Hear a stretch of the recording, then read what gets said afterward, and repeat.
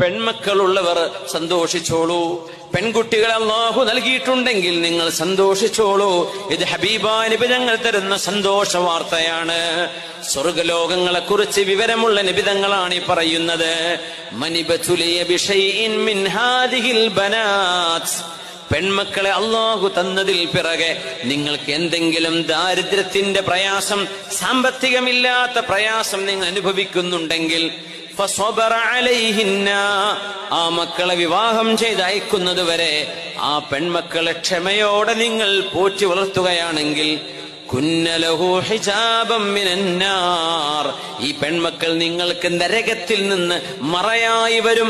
നിങ്ങളെ നരകത്തിൽ പോകാതെ കാക്കാൻ ആ പെൺകുട്ടികളോട് നിങ്ങൾ ചെയ്ത നിങ്ങളുടെ ഗുണം മതിയാവും. അവർക്ക് അന്നം കൊടുത്തത്, അവർക്ക് വസ്ത്രം വാങ്ങിച്ചു കൊടുത്തത്, അവർക്ക് വിദ്യാഭ്യാസം കൊടുത്തത്, അവർക്ക് കിടന്നുറങ്ങാൻ കിടപ്പാടം നൽകിയത്, ഇത് നിങ്ങളുടെ പെൺമക്കൾക്ക് കൊടുക്കുന്നുണ്ടെങ്കിൽ അവർ നിങ്ങൾക്ക് ഹിജാബും മിനന്നാർ, നരകത്തിൽ നിന്ന് മറയാണ്.